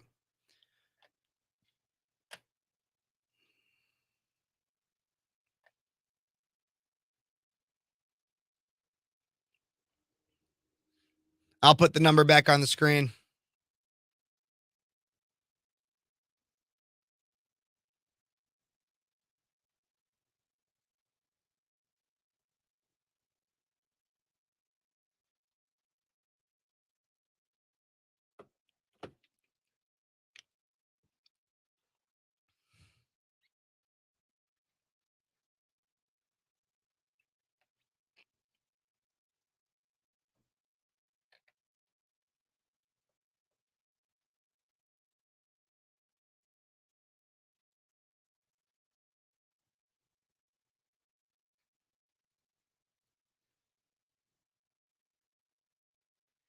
Yeah, again, I'll have to look into it. That wouldn't surprise me though. I mean, internet is the way that you get like messages out everywhere nowadays, so doesn't surprise me. So that's good that they restored it. I'll have to look into that a little bit more. I've been very much more concerned with a lot of domestic issues, and especially as it relates to campaigns, politics, and how we're going to once again solve this issue. We got it's a lot. It's very ideologically focused, and that's where a lot of my study is in how people think, why they think that way. We're gonna be back here soon. I think I'll get another caller back. But if you guys want to talk about, I'd be very interested. Anybody out there who is maybe even not a Republican, maybe if you're more on the left, and you see the split in the Republican Party, how the way you see it, I think that'd be very interesting.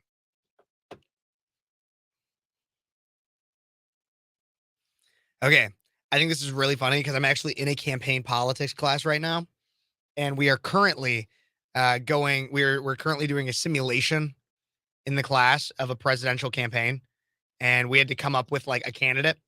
And the candidate me and my group came up with was Tucker Carlson. We're running Tucker Carlson for president, which I think is hilarious. I actually don't think he should run for president. I just have never believed that when it comes to that level of media. See, Donald Trump was like a businessman, so he's a different case. But people in the media and like media is their full-time thing and commentary is their full-time thing aren't necessarily the people that should be running the country. A lot of them, as somebody within it, we don't want to be beholden to all the other things, that come with like the presidency and the political pressures and all that kind of stuff. Most people like me, not only do I think that they might not be good at it, they'd also be like they're one of the reasons I used to really want to run for office. It used to be a thing for me. I used to really want to run for office. Now that I've gotten more into commentary and like these YouTube videos and everything, and I've also met a lot of politicians, I don't want to be beholden to what anybody else wants me to say. If somebody's like, well, if you support this policy, we're going to give you this X amount of dollars for your campaign. I don't want to be beholden to that. And like one, I wouldn't do that, but that would also make it so I probably won't get those donors. Being an ideologue as a politician is very difficult. Andrea, you can't run for president. You can't run for president. It goes against your fundamental beliefs as an anarchist to run for president. It does. You can't be an anarchist and want to run for president. I disagree. I don't think you can do that. Because otherwise you're giving into the system that oppresses you. The evil anarchists. I'm sorry, the evil constitutional republicists. It's people. I don't know. I'm just going. I'm playing with you. I'm playing. All right, we're coming back.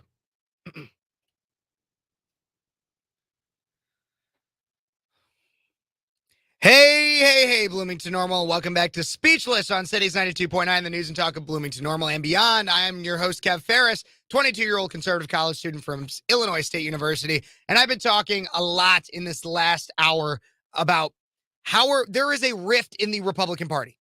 It's clear. At the very, very, very local level, and ISU college Republicans, I was expelled from, in my opinion, the reason being is that there was a fundamental disagreements on approaches, ideologies, and who we should actually be, who actually is a Republican, what actually constitutes a Republican. Well, I've wanted to know what you guys think, because then you take it all the way to the national level, and we have the debacle with the speakership and a lot of other, and we have Donald Trump, Ron DeSantis, Nikki Haley, used to be Mike Pence. Mike Pence actually just dropped, in case you guys didn't hear about that. And I'm seeking answers. How do we solve this rift? And I got a caller on the line who called during the break. May I ask who's calling? This is Josh again. Got Josh back. I know we were talking a little bit earlier about my being kicked out. But how do we solve this rift? What rifts do you see, Josh, and how do we solve it, in your opinion? Well, I see a couple rifts. I see the rift of just the everyday Republican, the one who's just, they're looking just to live a little easier, people like me, who just want to live a little easier, who, yes, I'm very involved, but I don't consider, I consider myself America first. Obviously I'm America first, but I don't consider myself MAGA. And I think that's where the other rift is. There's these heavy MAGA Trump. And I know that's weird to say, but I'm going to differentiate between the America first and the MAGA, because I think MAGA has become a mind of its own, where America first is very centered on America. And then I think there are the people who are just grifter opportunists, ones who are just in it for the grift and the money, and who like to just say, I'm fighting the establishment, I'm fighting the rhinos. And then when really it means they're just fighting people who actually work, where they're just not saying the right things. I think that's kind of where we're seeing the big differences. I think we saw that a lot with the speaker battle. That's where we really started to see this start to rise. Okay, I need to push on this a little bit, though, because Sure. what do you, I get where you say the MAGA stuff. I've seen a split, not even as much. I don't even necessarily see as many politicians like this, but I do see the split in a lot of people, where if you're not pro-Trump, then you are like a rhino or something like that. And I've heavily disagreed with that. And I do see that split to an extent. But from my understanding, I actually believe that to be a relatively small minority and not the biggest split we have to worry about.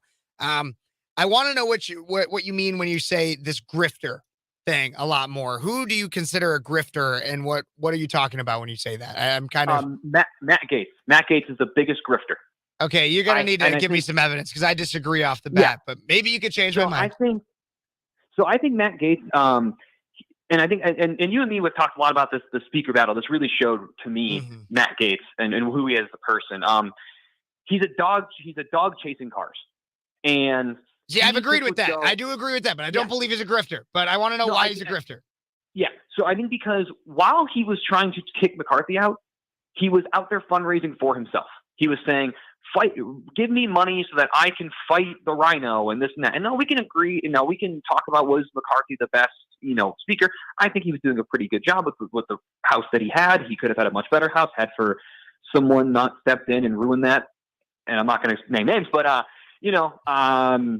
I think McCarthy's doing a decent job with what he had. But McCarthy just went in trying to make some money, fundraise for some money, with no plan other than raise money. I think Gaetz is the definition of a grifter, and well, I don't think I feel like by that definition, you would, and I wouldn't even necessarily disagree with this, that every politician, in a way, is a grifter. There's a difference between, hey, I'm using an opportunity to make some money, but I have a plan to follow through. He had no plan. He was just there to make money, and it seemed like he was just there. In your opinion? In my opinion, in your opinion. Yes. And I think it's a pretty factually based opinion, but yes. Okay, and I can understand criticism of Gaetz. I don't necessarily know how much I agree with the grifter statement, because the way I see it is, in a way, you can classify every single politician as a grifter, whether it's them basically insider trading, or it could also be that every time that they get a national spotlight on them, their name gets sent out by either the GOP or themselves asking for campaign donations, and they're always asking for money for something. And so I understand what you're saying, but I would say that I wouldn't necessarily agree that he's a grifter. I'd say if he's a grifter, then all of them are grifters, in some form or fashion. But I feel like that's where the divide comes, though, is him, and then you also take, because again, I disagreed with the fact of him doing this without any kind of a plan, Matt Gaetz. But then we almost got Jim Jordan, and Jim Jordan to me would have been the best option for speaker that was ever floated for this. I think I said either him or Scalise. I decided I liked Scalise a little more because I thought Jordan was really good in the judiciary, but I think both of them would have been phenomenal. Yeah, I think Scalise is more of a wishy-washy guy, but but when it comes to Jordan, we almost got that. But the reason why we weren't able to get Jordan is because 20 moderate Republicans, some maybe not.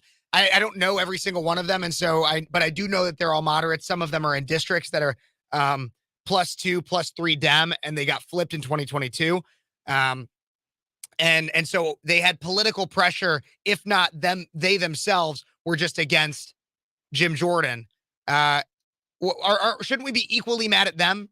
Isn't that where the divide comes? Is like the Matt Gaetz versus those kinds of people. And then you have everybody else in the middle who just wanted to have a speaker. Well, I mean, sure. And I mean, there's definitely anger with them too. I mean, because it started at 20, then it went to 22, then it went to 24. So progressively he was losing support. Okay, well, there's clearly something there. To me, at least, there's more. I'm still more upset, I think, with the Gaetz because it was him and 7 others who sided with all Democrats to kick McCarthy out. I mean, if we're talking about majority rule, if we're talking about, you know, the party of the majority, 98% or 95% of the House GOP voted for McCarthy and didn't vote to kick him out. I mean, to me, that shows way more. With Jordan, he was losing support. I don't know why. I don't know what happened, but he kept losing support. Okay, so they had to find someone else. According to Gaetz, he went on the War Room with Steve Bannon, like yesterday or something. And according to Gaetz, which I know you think is a grifter, but because there's all those closed door meetings, right? They have all those closed door meetings to figure out the nominees.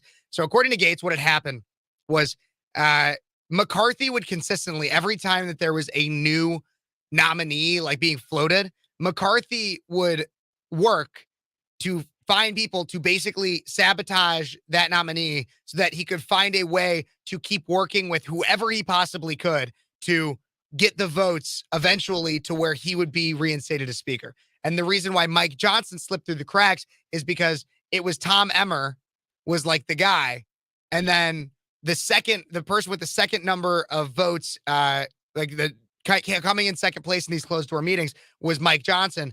And McCarthy had plans to basically oust Tom Emmer from the nomination, but had not planned yet for Mike Johnson. So then Mike Johnson, they called for a vote to have him be the nominee and then quickly called for a vote on the House floor and were able to get him through because McCarthy hadn't been able to pull the puppet strings. Yeah. That's according to Matt Gaetz from Steve Bannon's War Room. But right. I mean, and I don't. I mean, I have no reason to not believe Gaetz, but I don't. Maybe I just don't trust him. But I don't believe what he's saying. I think he has a personal. I think you know what? I'm gonna put this to your situation. He has a personal vendetta against McCarthy. He has since the beginning. And so he's trying to make McCarthy look bad. All right, lay out the personal, because in my situation, I was able to lay out how it's personal, and I don't think you necessarily, and I kind of am backing you into a corner because obviously you don't know everything that goes on between the two. Right. Obviously, I don't know these guys personally. They could be best friends. I don't know. To me, it looks a little personal because I think when the whole McCarthy thing first started, I get it. Gaetz wanted some concessions, and they fought for concessions, and I think I was upset at first because I was upset when Matt Gaetz went up there and nominated Donald Trump for speaker, where I was like, you're just not serious. You're not being serious, you know? Again, no plan. They had no plan for who else it could be. I get it though. He wanted the concessions. Okay. But it seems like ever since then, I think it made McCarthy look bad. To a lot of people who just said, man, who is this guy? And so he was looking for every opportunity to make himself look better again. And so I think it was personal. I think McCarthy and him just don't get along. And I get it. I mean, it's going to happen, but and I have no evidence to really back that up, but I just don't think they get along, and I think this has become a personal thing between these two. And, okay.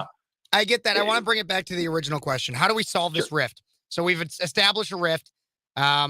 It's in part due. It's not even just necessarily a clear divide between two parties, for the lack of a better term, but it's a more of a spectrum-based rift on whether it's Yeah. ideologies or support for presidential candidates, or even maybe in some cases personal. How do we get it? Like I said earlier, at least publicly, the Democrats seem to have everybody in line for the majority of issues with very little variation, and they will almost always vote together. Every single time, every Democrat voted for Hakeem Jeffries.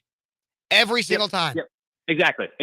How do we solve the Republican rift? How can we make it so that we're as unified as the Democrats? What do we have to do?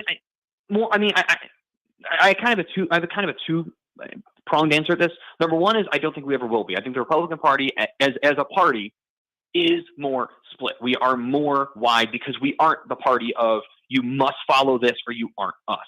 As much as some people try to make it that, we're not. And I think that's what makes us unique, because we are the party of you can follow these three things and still be considered a Republican, where the Democrats, it's if you don't follow every single aspect of us, you're not a part of us. So I don't think we're ever going to be fully united. We're always going to have one or two holdouts, or even a group of them. When it comes down to, I think, how do we can make it better? And I've spoken on this a lot on your show. Your audience isn't going to like it, but I think we need to stop following one man, and that man is Donald Trump. We got to stop following him and making him this bigger than life figure at times. I think we need to be willing to hear other options. We need to be willing to hear each other out and hear why we're maybe supporting other people, and not go to the attack right away of you're just a rhino, you're just anti-America, you're this and that. Well, no, there's other logic we got to hear. Even the Democrats. When right now Biden's the guy, but we know there's conversations happening behind closed doors with them trying to figure out who might be the new guy. And you're kind of seeing rallying around. They're rallying, especially around Gavin Newsom right now. He's the new. All of a sudden, he's in China, like, for example, right now. Why is Gavin Newsom in China? He has no reason to be there. Yeah. But he's there, and they're supporting him because he might have to step in for Biden. That's one thing that I've talked about, and I've talked about it on my YouTube channel, and I believe on my show before, is that I don't necessarily believe, I'm not 100% convinced that Joe Biden will be the presidential candidate in 2024. And I don't know who they're going to install, but Gavin Newsom would seem like if I was on the wrong side and I was a Democrat that wanted to push a progressive agenda, Gavin Newsom would probably be one of the smartest picks for them. Him or Michelle Obama. Yeah, those are the two you'd pick, exactly. And I don't think Michelle wants to do it. I think Michelle maybe might be a little done. Mm-hmm. So I think they're all right. Gavin, you could do it. The kings of the Democrat Party kind of said, "Yeah, Gavin, take it over." And he's like, "All right, great." Yeah. But I think even then, I think they're gathering up the secret support behind closed doors, so that if Biden does need to be taken out, immediately they're going to jump back in and say, "Hey, look, Biden," or "Hey, look, Gavin Newsom's in place." Very interesting. And they're like, "Yeah, great." Very interesting. I got to take a break here, Josh, and I appreciate the call. I'm going to give my answer to how I think we solve this in the next segment. Thank you again, Josh, for calling in, and I always appreciate you consistently contributing to the show. Yeah, of course, buddy. Take it easy. You too. Awesome. So that was Josh Bender. If anybody else would like to call in real quick in the next segment, 309-451-9299 is that number. Of course, Josh and I don't necessarily agree on everything, which could be another rift in the Republican Party. But notice how we could listen to each other and have that conversation. No, we didn't. I didn't just hang up on him. I didn't block him. I didn't expel him from anything. We had the conversation, and we're trying to seek solutions. You want to talk about unifying a party? That's what it's got to be. And you got to unify, like Josh said, under a few key elements. And I'm going to lay out what those elements are. And I think I got an okay answer. Let me know what you guys think. But we'll be right back with more Speechless on Cities 92.9, the news and talk of Bloomington Normal and beyond. Okay. We are off radio. I will be back on the radio for my last segment, trying to answer that question. I know a lot of times in my shows, I go into a lot of different stories and I can hop all the way around. This one has been very focused on one thing. I had a lot of videos in the last week that I came out with different stories throughout, just about what's going on in the world. And I think those can cover kind of the all over the place mentality. Today, I wanted to keep it on one topic. I thought it was important. And I hope you guys liked it. If you like another format that I've done in the past, let me know what that is. If you like this one, let me know.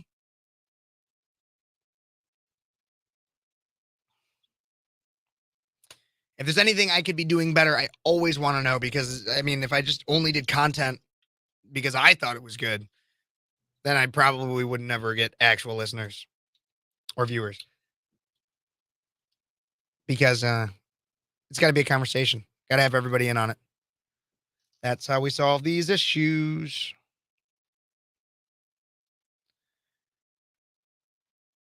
Also, happy Halloween, everybody. I'm going to start with that in my last segment. Happy Halloween. It's coming up.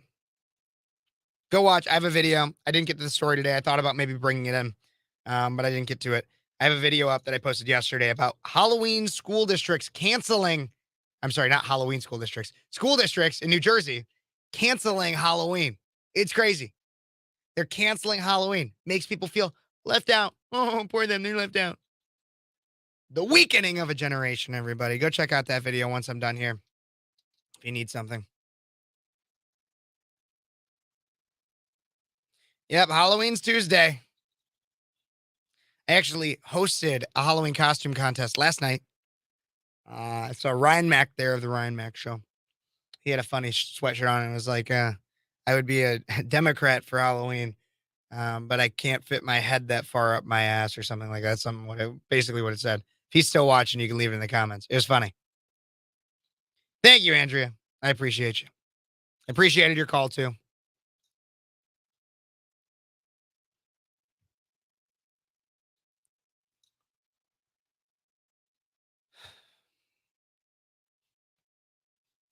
But I went as Ken. Bad boy Ken from the Barbie movie with like the big mink coat and everything. If I get to 1,050 subscribers by the end of the day, I'll post one of those pictures on my YouTube of me in the Ken outfit. Which means you guys would have to share and share like hell. And it's not that many. I think I'm at like 1,010 already, something like that. But that's my offer.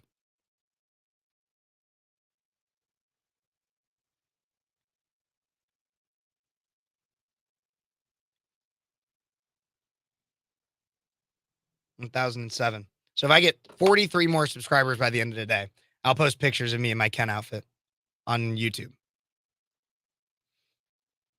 If you want to see it. If you don't want to see it, let me know in the comments. I thought it was fun. I had a lot of fun.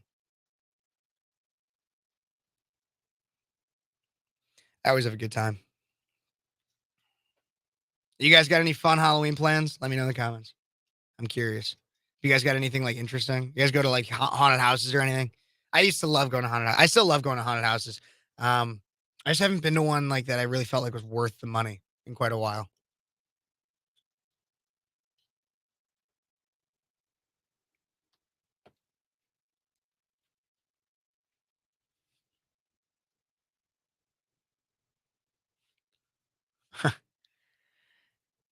Not wrong. I don't know that cartoon specifically or that quote, but it's not necessarily wrong. Andrew's going to Rocky Horror. I'm surprised they haven't come after Rocky Horror. I feel like they'd come after it saying it's like transphobic or something, because I'm pretty sure you're not supposed to say transvestite anymore. And there's a whole song about that in that musical. I'm surprised. The Alphabet Mafia has yet to cancel Rocky Horror. It'll come. It'll come. They always eat their own.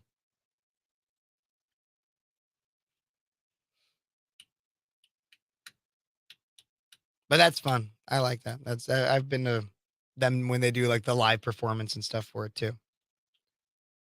Can be a good time. All right, I'm about to come back. How are we going to unite the Republican Party, everybody? Getting to the conclusion. I know I have an answer. It's an idea, but it might not be easy. Nobody's going to slow me down, everybody. I got to keep on moving. And I've been asking the question here on Speechless as your host, 22-year-old conservative college student, Kev Phares. That's me. I've been begging the question all day. We have a Republican Party that is very, very divided. How are we going to solve it? How are we going to solve it? Well, I actually believe, while I'm skeptical of the actions that he will take, and I want to make sure that they are to the fitting of what a Speaker of the House should be doing as a conservative Republican, I believe that in his speech, Mike Johnson, after he assumed the speakership, gave the fundamental ideas for which we should be uniting behind as a party, even as a nation, but at least as a party. If you cannot get behind and show that you are behind these principles, these 7 core principles of conservatism, as Mike Johnson puts them, then you vote in any way that is outside of these principles, then you should not be a part of the Republican Party. Those principles being individual freedom, limited government, the rule of law, peace through strength, fiscal responsibility, free markets, and human dignity. Now, I know those are vague, and I don't have time to necessarily go through each and every one of those, but they actually are outlined on his website, mikejohnson.house.gov, 7 core principles of conservatism. And I recommend everybody go take a look. That is my proposal. If we are going to unite the Republican Party, if any of our representatives are not following those 7, individual freedom, limited government, the rule of law, peace through strength, fiscal responsibility, free markets, and human dignity, if we do not have people following those and what they mean as looked on and explained on Mike Johnson website, then primary. And what can you do as an individual to help solve this divide? Get out there. You could be the one running the primary against somebody who is genuinely a rhino. And I know I've talked about my frustrations with that terminology because I think it can be overused, but you could be the person that is in that primary and kicks them out. You could be the person that helps somebody, helps your friend, helps a neighbor, helps somebody who lives and will vote for those 7 core principles. You could be the person to help out with that. You could be the person that helps get the petition signed, that knocks the doors. You could be the campaign marketer. There are so many ways in which we have control over our fate. I talked about in my motivational segment in the first hour about how you need to focus on what you can control, because when the uncontrollable seeps in, you might break down and realize and feel like you've lost all control. There are things in your life that you can control, and your involvement is one of them. Now, are you going to sit down and complain that the country is not going in the direction you want, that there's nothing else we can do? Or are you going to die on the hill like I will? To never give up and to never stop fighting. And not until my last breath. Because I believe America's worth saving and I believe we can do it. Those 7 core principles, that's what we need. That's how we unite. That's how we figure it out. And if people are not following those, then we don't have time for them in the Republican Party. That's what we need to say. That's my belief. I'm curious what you guys have to say. Don't forget to check out my YouTube channel. You can still comment. I'll interact with you guys more there. Speechless with Kev Phares. I'll be doing more content there this week. Thank you guys so much for listening. God bless you. God bless America. And until next time, you've been listening to Speechless on the radio, on the News and Talk of Bloomington Normal on Cities 92.9. Thank you guys so much. God bless you. God bless America.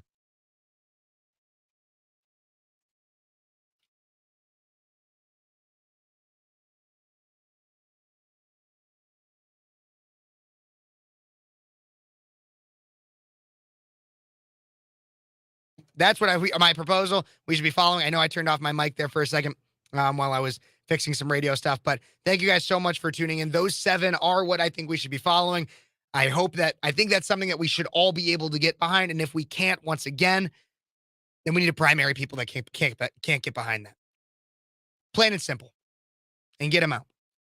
That's my belief. All right, guys. God bless you. God bless America. I got to get home. I got to eat. And I got to get, I got homework to do. I got to get some sleep, but pay attention to my channel. I got more stuff coming out this week. Please don't forget to share this video, share the channel with your friends, like, subscribe, share, and comment. God bless you. God bless America. And until next time, you've been watching Speechless.